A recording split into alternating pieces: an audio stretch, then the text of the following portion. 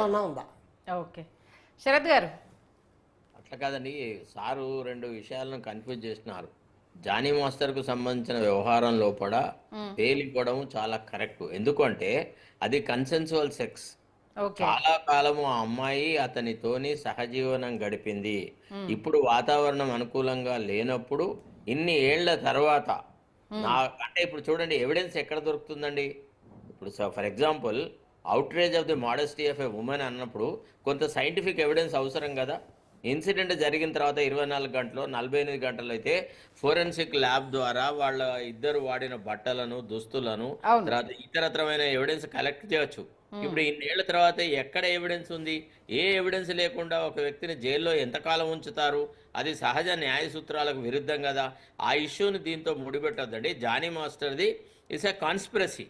It was an attempt to implicate him in a case by a very sheer political gimmick. అది చాలా దరిద్రమైన case అసలు. Actually నేను ఆ విషయంలో మొదటే చెప్పినాను, ఇట్లాంటి కేసెస్ లోపల అసలు ఇది అంటే నిలబడదు. అఫ్ కోర్స్ లో అంటే మీరు అంటే శరత్ గారు చెప్పిన మాట ఒకే ఒక్క మాట అండి. ఒకసారి అది ఏంటంటే అవసరాల వరకు అంటే శరత్ గారు చాలా క్లియర్ కట్ గా చెప్పారు.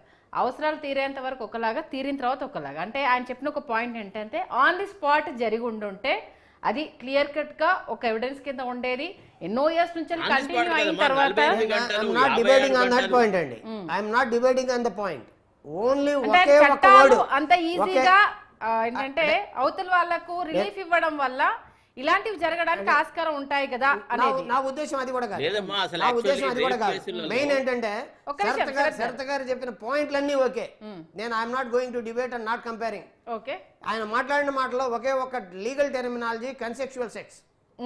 ఇక్కడ కూడా వాళ్ళు ఇష్టపడి వెళ్ళారు కదా, వాడిని జైల్లో పెట్టాలని నీకేడు ఉంది?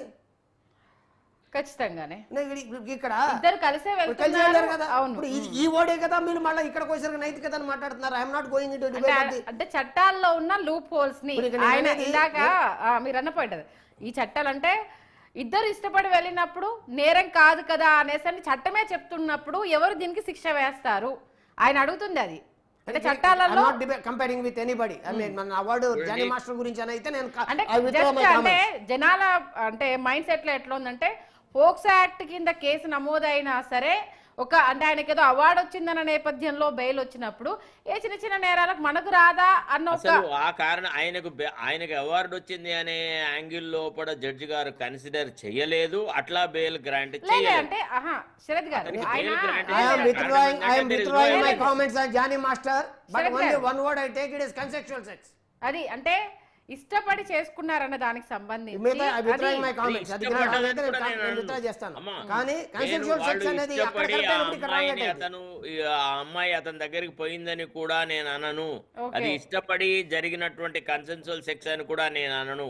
కానీ there is a delay in lodging the complaint. అంటే సుప్రీంకోర్టు గతంలోనే ఎప్పుడో 90 దశకంలోనే ఏం చెప్పిందంటే ఎఫ్ఐఆర్ అనే దానికి ఫ్రెష్నెస్ ఆఫ్ ది అఫెన్స్ అనేది ఒకటి ఉంటది. ఒకవేళ మీరు ఇన్సిడెంట్ జరిగిన తర్వాత కనుక ఎఫ్ఐఆర్ బుక్ చేస్తే ఎవిడెన్స్ కలెక్షన్ ఈజీ అవుతుంది, నేరస్తుని పట్టుకోవడం ఈజీ అవుతుంది. అట్లా కాకపోతే సపోజ్ మీరు కొంత కాలం తర్వాత కంప్లైంట్ ఇస్తే మీరు ఆలోచించి ఎవరెవరిని నేరస్తులుగా పెట్టాలో ఆలోచించి ఆ నేరంతో సంబంధం ఉన్న వాళ్ళను లేని వాళ్ళను అందరినీ నేరస్తులుగా పరిగణించి మీరు కంప్లైంట్ ఇస్తారు. కాబట్టి బెయిల్ గ్రాంట్ చేసేటప్పుడు delay in lodging the FIR is a ground for grant of a bail. So ఆ గ్రౌండ్ లోపల అతనికి బెయిల్ ఇవ్వడం జరిగింది అనమాట. సార్ ఇక్కడ నేను ఆ సబ్జెక్ట్లోకి వెళ్ళదలుచుకోవాలి. ఆర్టికల్ 226లోకి కానీ లేకపోతే మన కోర్టుల్లో పెట్టే పెద్ద పెద్ద బోర్డులు రాజీ మార్గమే అని చెప్పేవి కానీ ఇవాళ కోర్టుల్లో ఎందుకు డిలే అవుతున్నాయి అనే విషయానికి నేను వెళ్ళదలుచుకోవాలా. అంటే ఒక మంచి పాయింట్ అయితే అన్నప్రెడ్డి గారు చెప్పారు. గతంలో లాడ్జ్ల మీద రైట్స్ జరిగేవి, పోలీసులు వస్తారని ఒక భయం ఉండేది.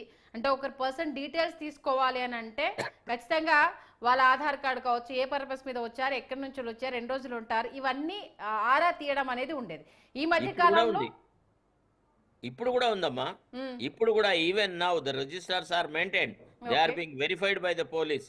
కాకపోతే పోలీసులు లాలచి పడుతున్నారు. ఆ రిజిస్టర్స్ అనేవి, సీసీ కెమెరా ఫుటేజెస్ అనేవి నిజంగానే ట్రాన్స్పరెంట్ గా ఉన్నాయంటారా? ఇక ట్రాన్స్పరెంట్ గా ఉండడం అనేది it all depends on the money power. ఇప్పుడు ఈ ఓయో రూములు నడిపేవాళ్ళు, ఈ పెద్ద పెద్ద హోటళ్ళు నడిపేవాళ్ళు, వీళ్ళకి రాజకీయ నాయకులతో ఉన్న సంబంధాల దృష్ట్యా ఇవి ఒక రకంగా జరుగుతున్నప్పుడు, ఫర్ ఎగ్జాంపుల్ ఒక చోట ఒక పెద్ద పబ్లిక్ మీటింగ్ జరుగుతుంది అనుకోండి. ఆ పబ్లిక్ మీటింగ్ కి కొన్ని వందలాది మందిని తరలిస్తున్నారు. వాళ్ళందరూ హైదరాబాద్ లోకి వచ్చిన తర్వాత ఆ రాజకీయ నాయకులకు ఫలానా 10 హోటళ్లను మనం ఐడెంటిఫై చేసినాం, అవి మన వాళ్ళవే, మీరు అక్కడ పోయి తినండి, ఉనండి, పడుకోండి, అంత చేయండి, మీరు ఇవన్నీ ఆర్గనైజ్ చేయండి అంటున్నారు. అట్లా అసలు ఈ రాజకీయ నాయకులతో ఈ హోటల్ వాళ్ళు సంబంధాలు పెట్టుకోవడం వల్ల తినుబండారాల పదార్థాల ధరలను కూడా విచ్చలవిడిగా పెంచి పారేస్తున్నారు. ఓకే. మీరు అంటే గమనిస్తున్నారో లేదో మొత్తానికంటే అసలు ఈ ఇటు పోలీస్ కావచ్చు, ఇటు పొలిటికల్ కావచ్చు, వీళ్ళకి అండదండలు ఉన్నాయి కాబట్టి ఏం జరుగుతున్నా పట్టించుకోవట్లేదు, వాళ్ళ పట్టాడు ఇష్టానుసారంగా అన్నానికి వెళ్ళిపోతున్నారు హైదరాబాద్ అంతేనా? లో ఈ రోజున రేట్ ఎంతనమ్మా? ఏ పదార్థం ఎంత ఉంది? ఇప్పుడు మీరు ఒక ప్లేట్ మీల్ తీసుకున్నారు, ఎన్ని గ్రాముల పప్పు ఉండాలి, ఎన్ని గ్రాముల కూర ఉండాలి, ఎంత పెరిగి ఇవ్వాలా? ఇవాళ ఏమైనా నిబద్ధత ఉందామా? నియంత్రణ ఉందా? అదే ఈ అన్నప్రెడ్డి గారు హోటళ్ల అదే మీద అన్నారు, నియంత్రణ హాస్పిటాలిటీ అనేది కోల్పోవడానికి కంప్లీట్ గా కారణమేది. లేదు అన్న విషయాన్ని అన్నప్రెడ్డి గారు కూడా ఒప్పుకుంటున్నారు. అది ఫైర్ సేఫ్టీ దాని కావచ్చు, వల్లనే ఈ ఫుడ్ సంబంధించి అనర్థాలన్నీ కావచ్చు. జరుగుతున్నాయి. ఓకే. ఇంకొకటి నియంత్రణ లోపం అనేది అందరం చెప్పేది. పేరెంట్స్ విషయానికి సంబంధించి అన్నప్రెడ్డి గారు ఖచ్చితంగా ఇది పేరెంట్స్ బాధ్యత, వాళ్ళు పిల్లల విషయంలో అది జాగ్రత్త వహించట్లేదు కాబట్టి ఇప్పుడు విచ్చలవిడితనము ఎక్కువ అయింది అనేసి అని అంటున్నారు. దీంతో మీరు ఏకీభవిస్తారా? ఇప్పుడు ఒక్కటేనమ్మా, తల్లిదండ్రులను మోసం చేసే పిల్లల సంఖ్య ఎక్కువైంది. ఎందుకంటే ఈ సెల్ ఫోన్లు వచ్చిన తర్వాత తల్లిదండ్రులకు అసలు పిల్లల మీద నియంత్రణే కోల్పోయినారు. తల్లిదండ్రులు వాళ్ళు వేరే వేరే పనులు చేసుకోవడానికి చిన్న పోరగాళ్ళకి ట్యాబులు, సెల్ ఫోన్లు ఇచ్చేసేసి వీళ్ళ ఇష్ట వ్యవహారాలలో ఉంటా ఉన్నారు అనమాట. ఈ సెల్ ఫోన్తోని జరిగినంత అనర్థాలే ఇవన్నీ. 70% ఇవన్నీ అసలు యాక్చువల్లీ వీళ్ళు సోషల్ మీడియా లోపల కాంటాక్ట్లోకి రావడము, నేను ఫలానా అనడం, పరిచయాలు ఏర్పడడం, ఫలానా రూమ్ ఈ safe, I have visited it earlier, they are my friends అని చెప్పుకోవడం, ఇదంతా జరుగుతుందన్నమాట. ఈ వ్యవస్థ అంతా తల్లిదండ్రులను బదనాం చేసి, ఏ తల్లిదండ్రులు వాళ్ళ పిల్లలు పోయి బయట పోయి నాశనం కావాలని కోరుకుంటారమ్మా? ఎవడైనా వాళ్ళ పిల్లలు మంచి భవిష్యత్తు ఉండాలి, మంచి చక్కగా చదువుకోవాలి, విద్యాబుద్ధులు తెచ్చుకోవాలి, పేరు ప్రదేశాలు తెచ్చుకోవాలని ఉంటారు. కానీ పిల్లలు తల్లిదండ్రుల ప్రేమను దుర్వినియోగం చేస్తున్నారు అనేది వాస్తవం. ఓకే. అన్నప్రెడ్డి గారు అంటే